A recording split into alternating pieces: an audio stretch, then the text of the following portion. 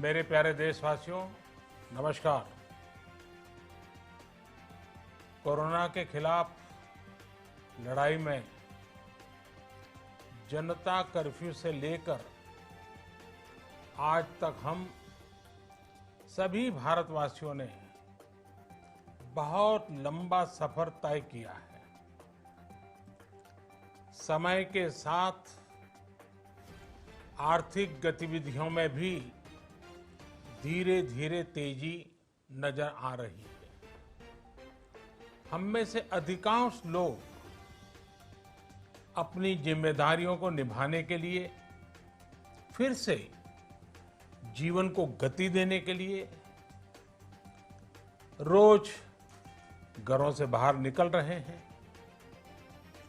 त्योहारों के इस मौसम में बाजारों में भी रौनक धीरे धीरे लौट रही है, लेकिन हमें ये भूलना नहीं है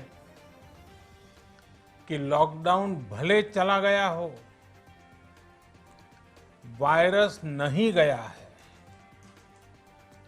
बीते 7-8 महीनों में प्रत्येक भारतीय के प्रयास से भारत आज जिस संभली हुई स्थिति में है, हमें उसे बिगड़ने नहीं देना है और अधिक सुधार करना है। आज देश में रिकवरी रेट अच्छी है, फैटेलिटी रेट कम है। भारत में जहां प्रति 10 लाख जनसंख्या पर करीब 5,500 लोगों को कोरोना हुआ है, वहीं अमेरिका और ब्राजील जैसे देशों में ये आंकड़ा 25,000 के करीब है। भारत में प्रति 10 लाख लोगों में मृत्यु दर 83 है, जबकि अमेरिका, ब्राजील, स्पेन, ब्रिटेन जैसे अनेक देशों में ये आंकड़ा 600 के पार है। दुनिया के साधन संपन्न देशों की तुलना में भारत अपने ज्यादा से ज्यादा नागरिकों का जीवन बचाने में सफल हो रहा है। आज हमारे देश में कोरोना मरीजों के लिए 90 लाख से ज्यादा बेड्स की सुविधा उपलब्ध है। 12,000 क्वारंटाइन सेंटर्स है। कोरोना टेस्टिंग की करीब 2,000 लैब्स काम कर रही है। देश में टेस्ट की संख्या जल्द ही 10 करोड़ के आंकड़े को पार कर जाएगी। कोविड महामारी के खिलाफ लड़ाई में टेस्ट की बढ़ती संख्या हमारी एक बड़ी ताकत रही है।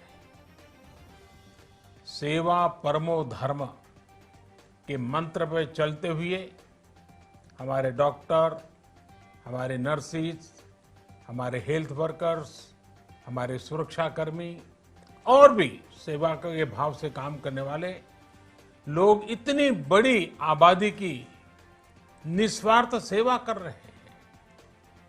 इन सभी प्रयासों के बीच ये समय लापरवाह होने का नहीं है।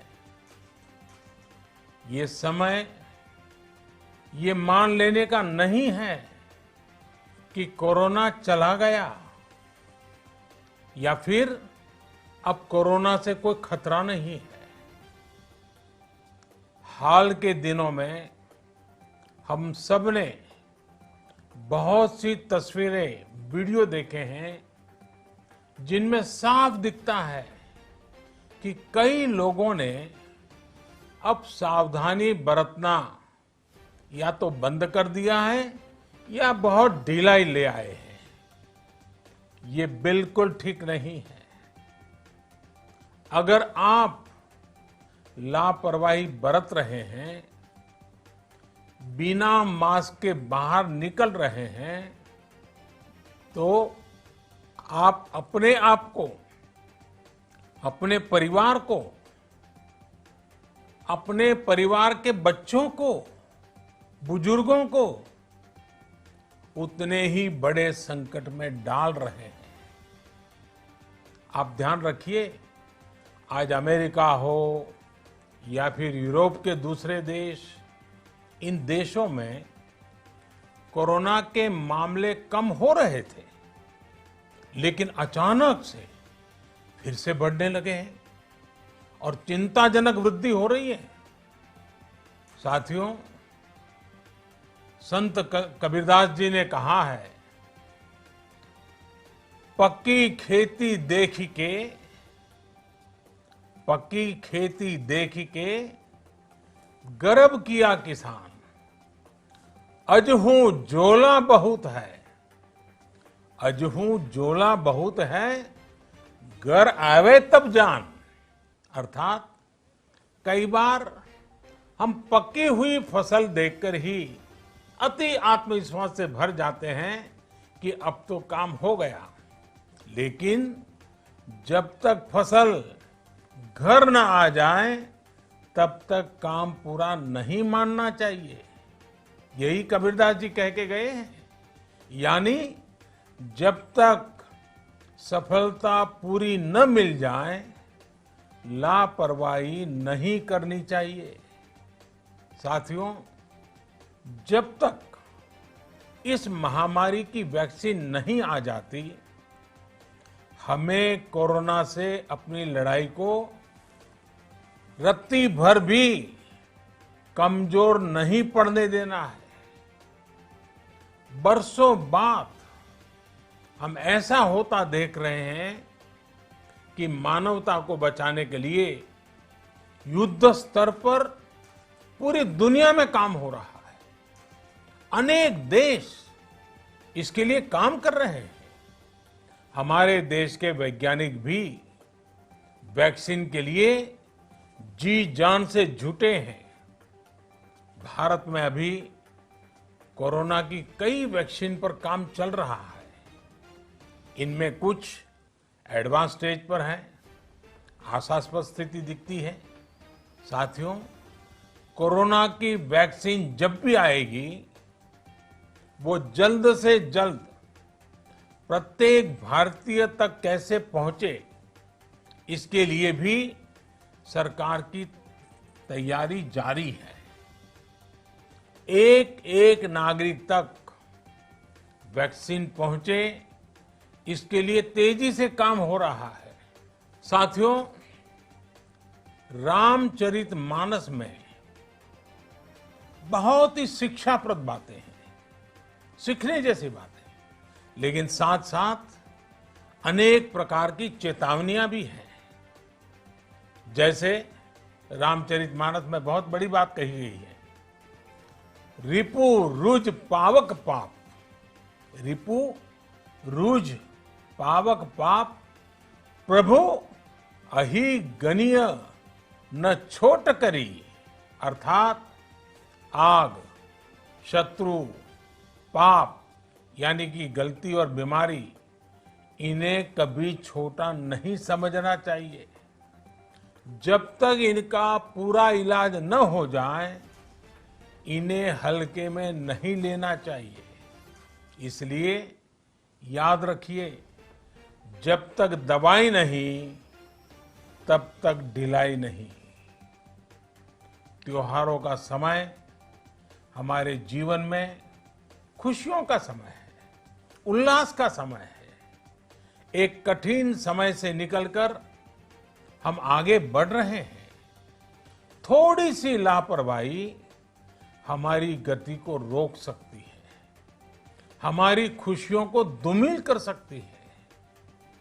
जीवन की जिम्मेदारियों को निभाना और सतर्कता, ये दोनों साथ साथ चलेंगे, तभी जीवन में खुशियां बनी रहेगी।